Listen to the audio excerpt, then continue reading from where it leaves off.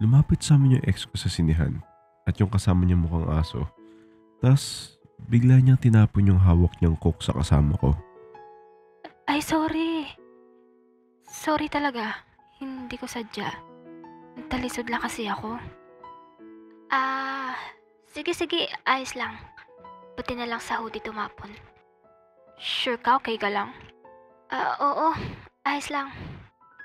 At habang naglalakad palayo yung ex ko, nakatingin siya ng masama sa akin. Pumesto sila sa harap namin habang kami nasa likod nila. Maya-maya, halatang halata naman na nagpapapansin sila sa akin. Bigla ba naman hinalikan ng ex ko yung bago niya? Siyempre, baliwala naman yun sa akin. Pero yung kasama ko kasi nandiyan sa kanila.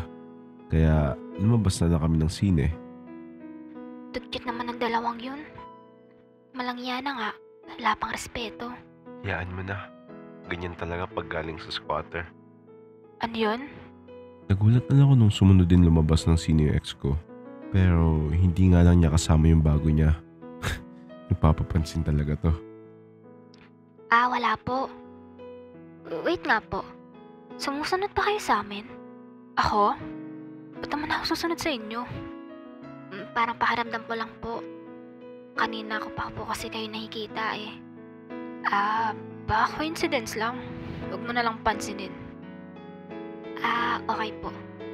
So, bakit po kayo lumabas din? Nagpapahangin lang. Di kasi ako sanay sa kulob na lugar. Tara na, yaman mo na yan. At bigla na lang kami umalis ng kasama ko. Dumiretso na lang kami nun sa palaruan. Maya-maya, nagulat na lang kami nung bigla silang bumuntot sa amin. Di pa naman tapos yung movie nun at nandun na lang din bigla sila sa arcade. Uy, tingnan mo. Bakit nandito yan? Diba hindi pa tapos ng sinihan? Ewan ko dyan, napapapansin talaga yan. Kilala mo ba yan? Huwag ka mabibigla. Ex ko kasi yung babae. Ay, anak ng. Kaya naman pala eh. Bakit di mo naman kagad sinabi sa akin? Siyempre, ayoko naman sila manggulo sa atin. Date natin to eh. Sige. Ako bahala. Nagiging mabait lang ako kasi akala ko ignoranteng squatter lang eh. Di mo naman sinabi na ex mo pala. Akong bahala dyan. Uy, anong gagawin mo? Basta, isa pang papansin yan. Nagulat ako sa biglang change attitude doon ni Mary. Yung akala mo ba na mabait na babae, tas biglang naging sugodera. Nagbabasketball kami noon ni Mary nang bigla may tumama sa kanyang bola. Ay, sorry. Tumalsik yung bola namin. Malbog kasi dun sa ring. No worries. Maya-maya, habang naglalaro yung ex ko at yung bago niya ng basketball din, biglang binato na malakas ni Mary sa ulo yung ex ko. Biglang bumulagta nun sa sahig yung ex ko. Di ko na rin mapigilan sarili ko nun na matawa. Paano ba naman kasi? Pagkahagis yun ng bola sa ulo ng ex ko, biglang tumalbog na mata sa ulo niya. Uy, sorry. Ayos ka lang ba? Tama nga sabi mo kung saan lumilipad yung bola dito. Tumalbog din kasi yun sa amin eh. Oh, talaga ba? Oh, bakit po kayo nagagalit? Nagulat na lang ako nung biglang nagsabunutan yung ex ko at yung kasama ko. At nagrambulan silang dalawa sa arcade. Hiyang-hiya ako nun pero mas kawawa yung bago ng ex ko.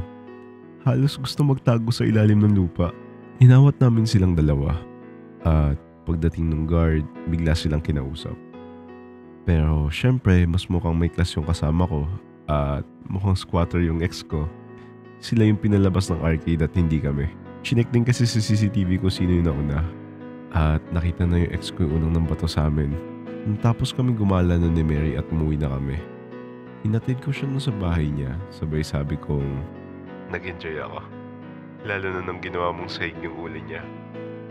Wala yun. Basta tawagan mo lang ako pag may nangaepal na naman sa'yo. Ayoko pa naman sa ugaling ganun. Alam ng ex na, nanggugulo pa na sa buhay ng may buhay. Sige.